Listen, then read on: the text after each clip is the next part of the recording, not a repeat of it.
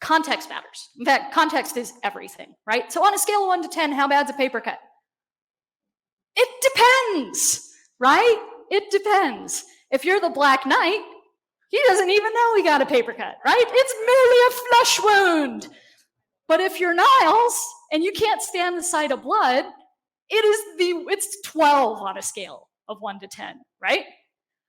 So he passes out.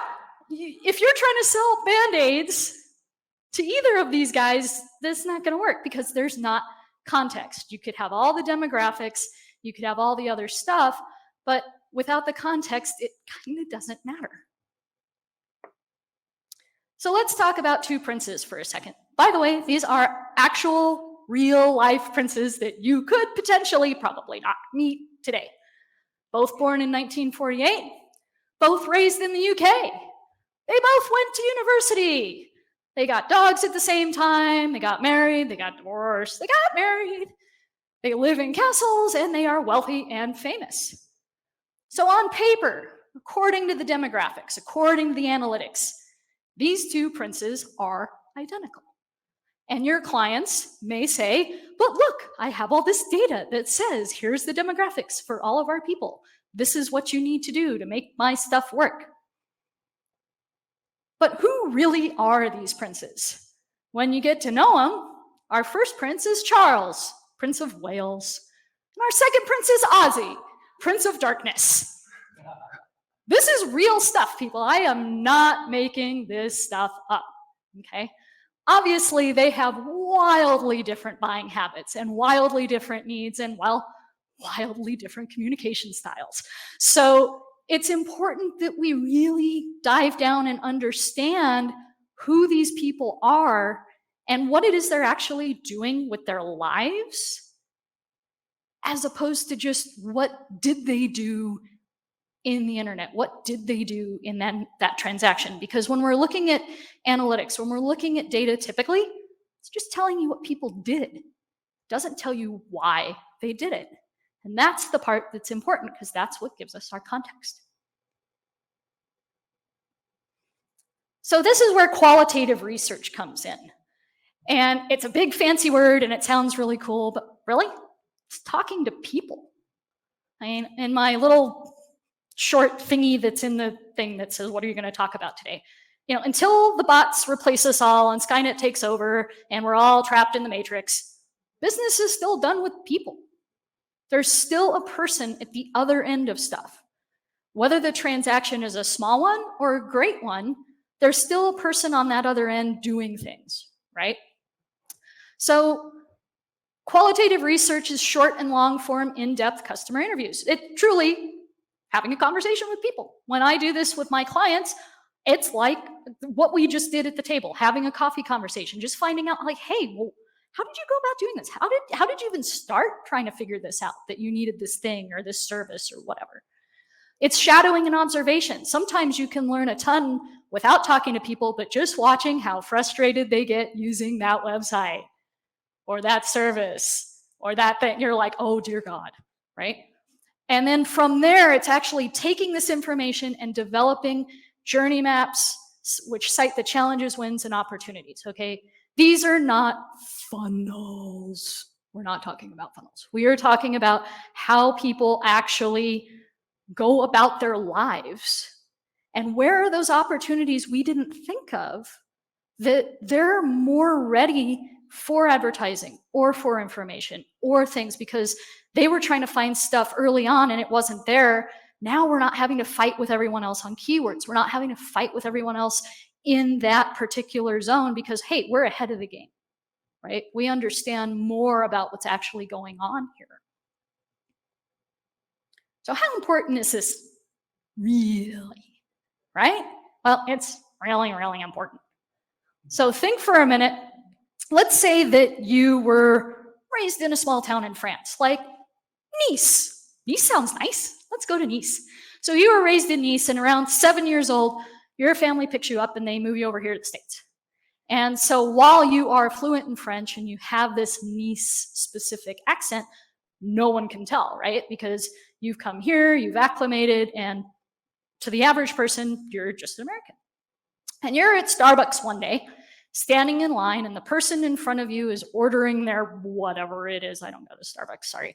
And you hear that accent from Nice as they are talking. And so they go to pick up their thing, and you're like, hey, are you from Nice? And they're like, why, yes, I am. And I'm like, oh my God, I grew up in Nice. And all of a sudden you're like, right? And you've got this whole thing, and you sit down maybe for a minute or two and like talk about cool stuff and how things have changed and all this.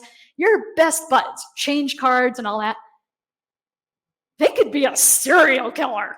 Like, you have no idea who this person is, but the shared language, that shared thing that trips that thing in you, like, oh yeah, I know this. This is familiar to me. That's what builds that trust, that thing that we need, that people go, oh, I get your message. I get what it is you're saying. I see how this is relevant and relatable to me.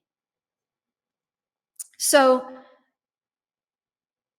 when we're talking about messaging in our digital marketing and things like that, we need to find that language. And in doing these interviews and getting the data, in really sitting down going, how are people talking about our product and service, in how they're using it, in what it was like to purchase it beforehand, in what it was like afterward when, hey, didn't quite live up to promises, I had to return it, or I had to get another part or something like that. What is that specific language they're using? Because when we put that out there, you hear it. You're like, oh, I know what that is. That's for me. And it seems like we're talking very much too specific, right? But we're not. Because in a whole crowded space, people hear the right things. And even if it's not quite right for them, they know someone, or it's almost there, right? So we need this information. It's really, really important, because we need to make that connection with people. Otherwise, we're just throwing spaghetti at a wall, and it gets really expensive for our clients, right? Because we're like, well, let's try this and let's try that. We got the demographics. I don't know, I thought right. But if we, right, dude, it's a thing. So yeah, it's really important. So this looks like a typical digital ad that's not a big deal, right? Okay, I got Twitter. This is a real ad from 2018. Mountain Dew. Epic thrills start with the chug. Yeah, baby, we didn't choose the chug life chose us. Ah! I got to play my air guitar. They did this here in the States, and of course it worked with wild abandon, because, you know, guys are jumping out of airplanes, they're chugging their Mountain Dew. Yeah, average Joe start with a chug. It was so successful here, and they were like, hey, that was fun. Let's take it across the pond to the UK. That'll be a good idea. We've already done all of our research. No problem. So they released this in the UK, and within 2 days, they had to pull the entire campaign. Why? Because in Scotland, chug is slang for masturbate. Had they just done one little bit of putting this in front of somebody's cousin that lives in Scotland and said, dude, what do you think of this? And he sniggers and says, yeah, the chug life chose me. Like, you know it's not going to work, right? This is why research is important. Now, this is a tiny bit of research, but recently, and this is way more recently, Tiffany's also super failed. So Tiffany's decided that they wanted the nice, young, hip Abercrombie and Fitch crowd to be buying their stuff. Let's do this and get the 20-year-olds in. I don't understand. Tiffany's is like, I don't understand why everybody who's our clients are over 40. Let's try and get the 20-year-olds in here. So they got the hot models, and they put the jewelry on them, and they did the things, and they put the ad out. And yeah, it didn't go well. It went so poorly that many women who had pieces of Tiffany's not only spoke up online, they put all their stuff on Poshmark and said, I'm done. Their women were like, why is my mom no longer your Tiffany's person? She's loved Tiffany's for years. Now you don't like her, you only want young, hot models? What are you doing? It's not the problem that they decided they wanted to do a younger demographic. The problem was they didn't do any research into how can we merge this younger demographic with who we already have and make it a nice symbiotic relationship. So had I been involved in this, so for some reason Tiffany's didn't call me, I don't know, I would have said, well, why don't we talk to these older women and find out what was the first time they got their Tiffany's? What was that moment where they were like, yeah, I finally get this. I deserve this. I've earned this.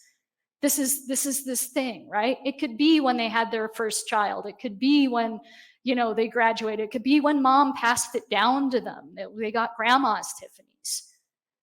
All these awesome things that bring joy, right? That women would look forward to, or men, or whoever. I mean, it doesn't even have to be the young, hot women, right? All these moments that would really go, hey, that's something that, yeah, I want that Tiffany moment, right? And then release this campaign. Guess what? Now you're celebrating everybody. Now you have something they can bond over. And all it would have taken was a little bit of time to talk to the people who already bought the Tiffany's. And you know what?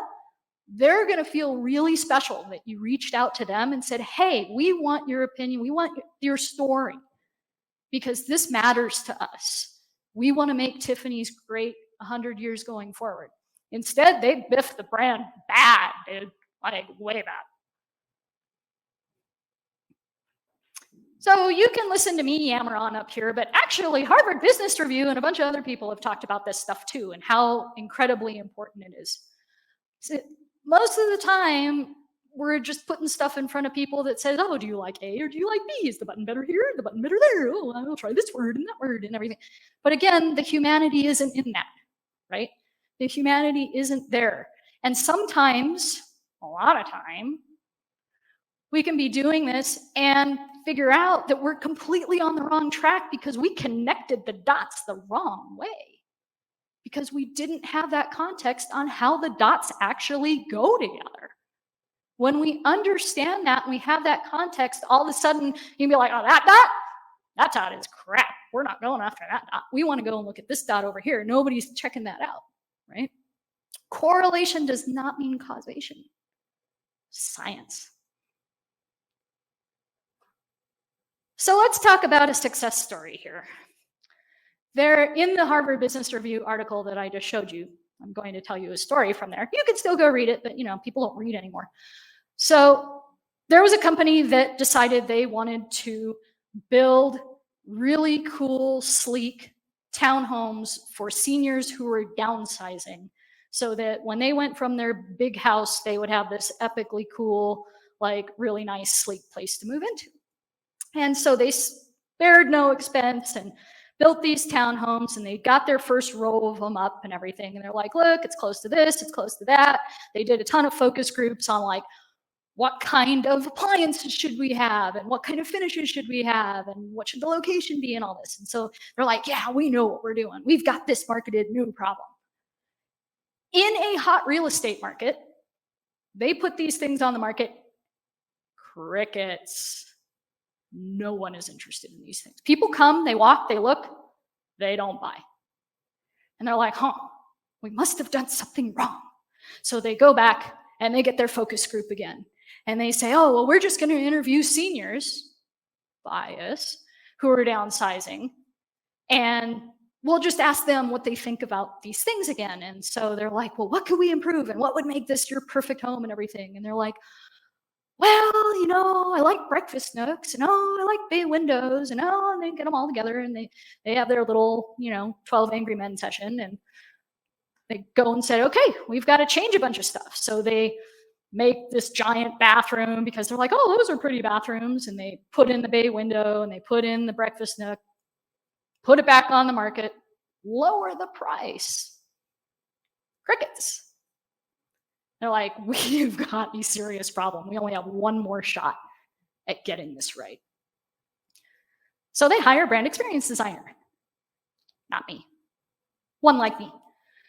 And they say, oh, great brand experience designer, can you go to our people and can you do this qualitative research and tell us what it is that we're missing here? Because we're missing something. We don't know what we're missing. So the designer went and interviewed all the people. And they said, you know what? I think you're looking too narrow. I think what you really need to do is think about anyone who's downsizing. Because downsizing isn't just for older adults. Downsizing is for someone who gets a divorce, maybe. Downsizing is for someone who moves to Denver from somewhere else. Downsizing can happen in a variety of ways to a variety of ages. Let's instead look at what downsizing truly means. And when they did this data and they did these talks, the stuff that came out wasn't about, floor plans and how close it is to things. Yeah, it's important. The stuff that came out was like, I got stuff. Like with the older people, it's like our dining room table is where we watched our kids grow up. And our kids aren't old enough yet to have a place big enough to put the dining room table and hand it down to, but we're not ready to give that up yet. We still want to entertain. I can't put it in there. Like there's a breakfast nook in the way, right? And then, they're like, and we have all this stuff. Now we got to figure out a storage unit. And if we don't want a storage unit, how do we figure out what we keep and what we don't keep? And in the divorce, it's the same thing. I just got divorced. I don't want to think about all this stuff. I just want to move in and start over. You're moving to a new city and you're like, I want my stuff, but I don't know how I fit in with this yet, right? All of these things. And then how am I going to have time to sort it? It's all exhausting. The whole concept of downsizing is exhausting. Moving is awful as it is, but downsizing, right? So the designer came back and said, let's talk about the outcome we actually want to create here for these people. Let's not talk about the marketing. Let's not talk about anything. What's the outcome we need here?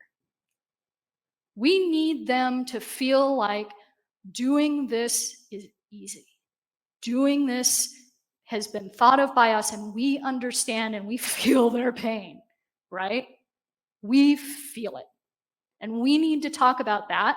In this case, guess what, guys? Your product is kind of boned. So you're going to have to spend a little more money and fix your townhomes. And guess what? You're going to have to undo a couple of those things you focus grouped and decided to put in because it ain't working. We can't market it. It's not solving those pain points.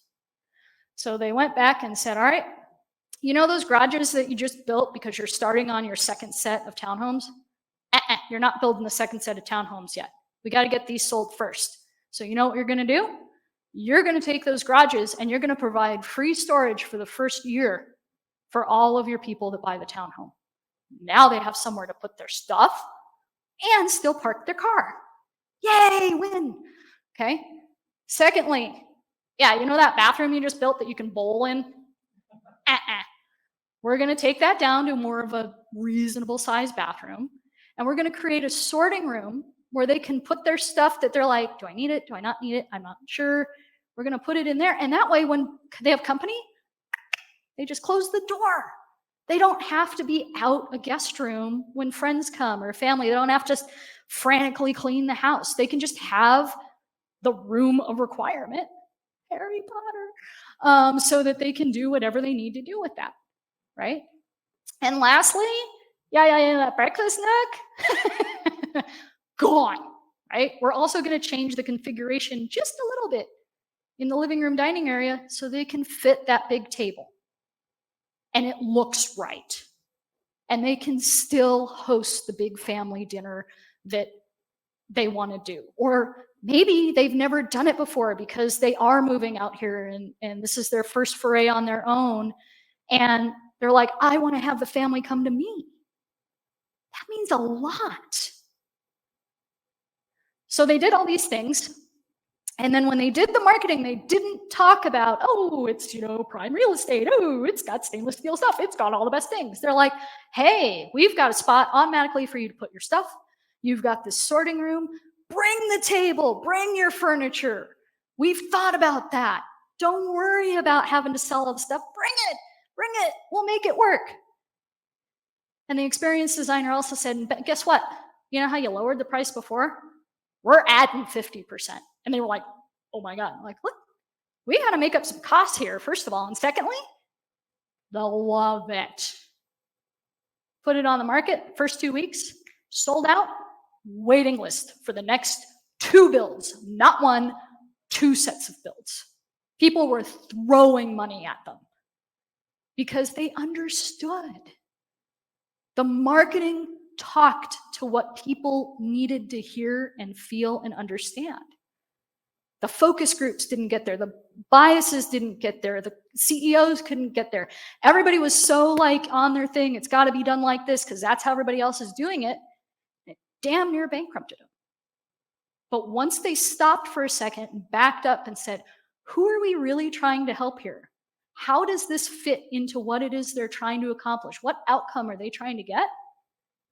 Magic. So analytics can give you a lot of data points, right? And you can say, oh, I think it's going this way, and I'm pretty sure it's going that way, and according to trends, things are doing stuff like this, right?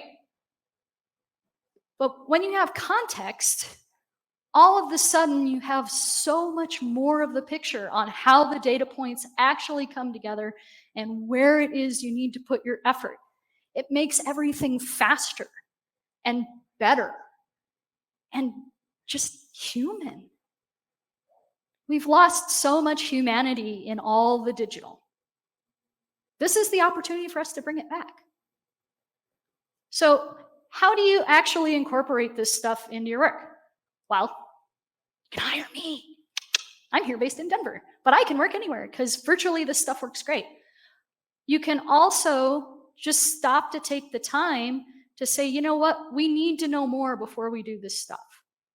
If you don't know, client, hello client, tell me about your customers. My customers are women between the age of 35 and 45 that drive a minivan. No. Let's stop and really think about what the problem here is that we're trying to solve. Because you know what? If they're having trouble with their marketing, there's always systemic business issues as well. And if you do your best job ever and you nail every single bit of it, if they have the systemic business issues and it's not producing, even though you've done everything 100% correctly, you're fired. And that sucks. The other thing is it's an excellent brand differentiator to step back and say, hey, you know what? We really need to know this stuff. It matters. And it matters because I want to see your business succeed. I want to see your business be amazing. But where it extra matters is when you do this work, all of a sudden, all those executives that are kind of on board, but kind of not, they see what's going on. You now have allies instead of adversaries when you're asking for new stuff because they have a deeper understanding of what's actually going on. Who are these people we're talking to? Oh my God, this matters. Oh wow, I had no idea that was a problem. These are things that I typically hear when I work with, my business owners are pretty cool. They're pretty savvy. They're like, I know people and they actually are pretty up there with it. I'd say they're like 80%. And then we bring the data back and I'm like, hey, did you know this is a thing? And they're like, oh my God, I had no idea. I've been doing this a really long time, right? Because most of the owners are separated just enough or really a lot that they haven't talked to a customer in who knows how long. And even if they are talking to them, customers are going to lie to them. They are, because they have that relationship and they don't want to make the client feel bad unless they're really pissed off, and then you have a whole other problem. But they tell me things, or they'll tell a third party things, or they'll tell someone else in your department things that they will not tell their customers and they will not tell you. And when you have those magic things, it makes your work awesome. You can go so much farther, so much faster, and so much better. And they'll see the results, but they'll understand why it matters. And they'll understand why they need to keep down in that same direction. And yeah, those are all my cars. So, let's go. If there's one thing I want you to take away from all of this, other than I successfully did not drop a bad word during the whole thing, which is really difficult for me, If there was one thing that you could know about your customers that you don't know right now, and you found that out, how would it change how you do business? How would it change how your clients do business if you're finding that out for them? What things would you do differently? And would it make the world like just freaking awesome? It would, right? Because now we're doing cool stuff. We're not just looking at analytics and churn and ROI is really important, but all those numbers, just trying to get vanity metrics because hey, it makes the CEO feel good. We're actually making life better for people. That's what this is all about.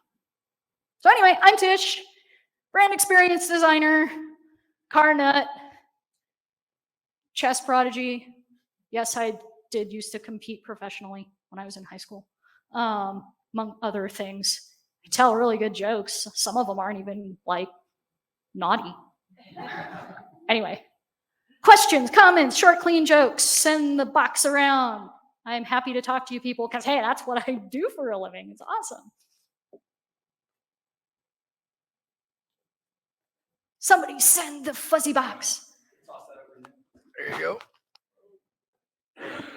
So I know your company, could do this work for us, but if we were trying to take it in-house and do it, having these conversations with customers and stuff, I mean, do you set aside a couple hours a week to do? How do you get enough to actually make a decision? It depends. So there's a lot involved in it. The first things I suggest is picking some like basic stuff that you're comfortable with and asking those things where you're like, you know what, we never know these things. Let's just start asking them. The hardest part is not leading the witness.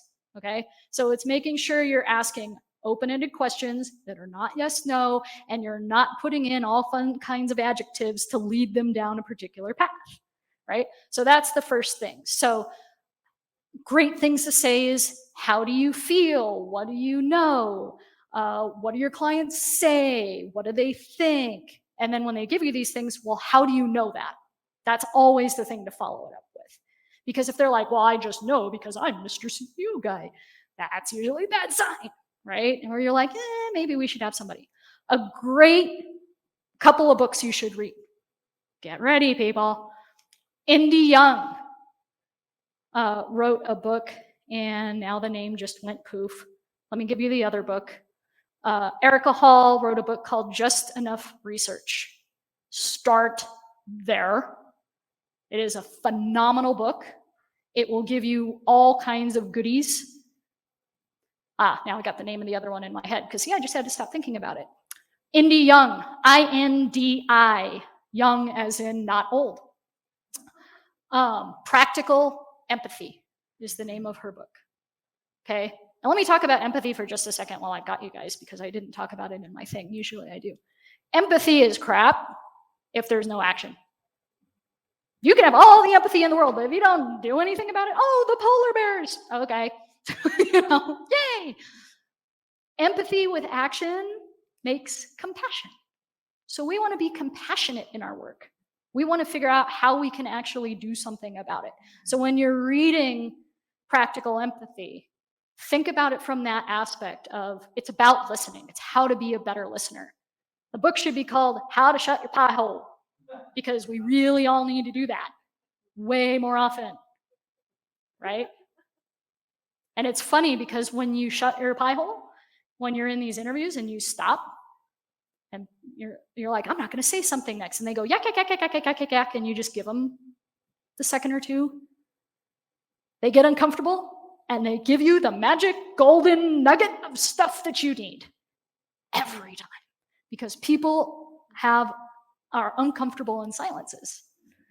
So if you wait just long enough, that's where you'll get the goodies. So read those two books. There's a lot of practice. So like, I'd have your people practice on each other first before you practice on a client. And those two books will give you a lot to start with that'll get you going on how can we do it ourselves.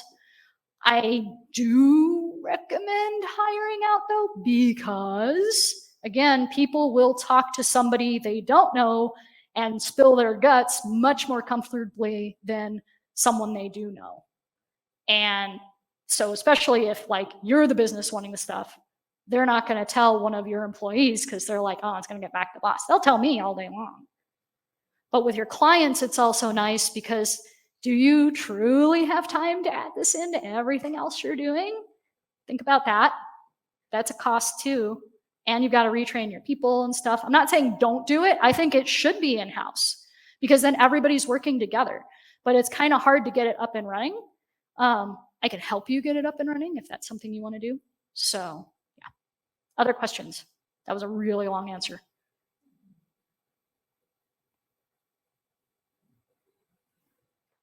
We're actually coming from an academic setting, university. And so everyone else, I can hear you, but everybody else might not be able to. Okay, so we come from a university, an academic setting, and we are research oriented. So our marketing is not necessarily geared for everyone. It's very specific. And it happens to be cannabis research. Mm-hmm. And the biggest obstacle I think we run into is that word, cannabis. So just wondered if maybe you might have some tips or guidance or advice, because we are really, trying to hone in on the research audience, not the cannabis user necessarily. Right. So we're kind of challenged and just. So have you ever talked to some researchers and asked them like, what's up with the naughty word? Like seriously. Oh, Look, how does this word make you feel? Like, why does it make you feel that way? What are your stipulations about what would make you, what in the past when you've been doing this research or whatever has made you feel better about the work you're doing?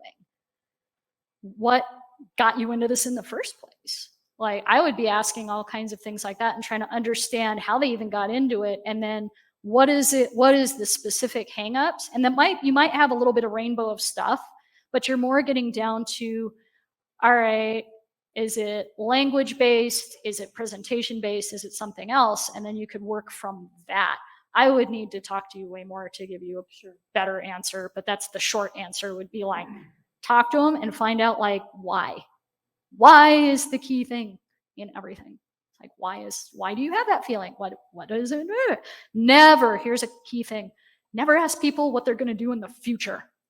They will always lie to you because nobody knows what they're going to do in the future, right? So would you do this? Would you blah, blah, blah? Will you tell your, NPS score on a scale of 1 to 10? How likely are you? Oh my God, it's the worst thing ever.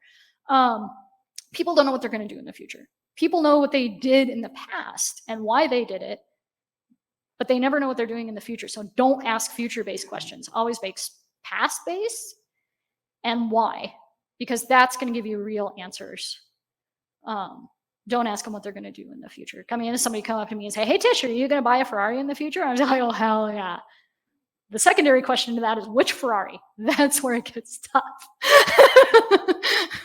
But that could, and maybe Ferrari does something dumb and I don't buy a Ferrari. I don't know. It's the future. Who knows what's going to happen in the future, right? Anything else? We good? Say what? Can you tell us a joke? Ooh, well, yes. I could tell you another joke. Let's see. What's a good one? Oh, I can't repeat that one. It's a problem. It's a problem. Oh, I got one for you. This one's great. This is sadly, one of the last jokes I told my grandfather before he passed at 98 3/4. He and I loved to do jokes all the time. So he was a big golfer. And so this preacher decides, hey, I've got a few hours today. I'm going to go in and I'm going to catch a game of golf. So he goes down to the golf course and he normally just likes to solo and play by himself and kind of ponder things and think about what sermon he's going to do and stuff like that. And while he's getting ready, this guy walks up and he's like, hey, let's do a twosome. I don't have a spot. Can we do a twosome? And the preacher's like, well, I actually was looking forward to just kind of meditating and doing things. I'm like, no, come on, let's do a twosome. Like, come on, it'll be fun. And the preacher, wanting to be nice, says, okay, let's do a twosome. So they get halfway through the first hole. And the guy's like, what would make this fun? Let's do some betting. $5 a hole for whoever does better. And the preacher's like, oh, no, really, I'm not feeling like it. No, come on, it'll be fun. And so the preacher, not wanting to be rude, agrees. And they play the whole course. And this guy just cleans his clock. I think the preacher gets like 2 out of the 18 holes, right? So they get done and they're going back to the clubhouse, and the preacher's paying the guy out. He's like, oh, well, I feel bad. I have to tell you, I'm actually the pro from next door, and I come over here and I do this, and I like to, maybe you want to take lessons from me and this and that and so on. And the preacher's like, oh, no, that's okay. And the guy says, well, what do you do? He says, oh, I'm the pastor for this church. And the guy's like, oh my God, Father, I am so sorry. And I didn't know, and you weren't in your garb. And so can I give you the money back? And the father's like, no. That's okay, son. I agreed out of my own volition. Apparently this is what God wanted for me today. He says, but you know what you could do for me? The guy says, sure, anything. He goes, I'd love to see you in my congregation next Sunday. And by the way, bring your parents. I'll marry them on the spot. Right? There you go. All right. Clean. And yet I even didn't say that I had to clue you guys in on the dirty word. All right. Thank you, everybody. I appreciate it. It's been an honor.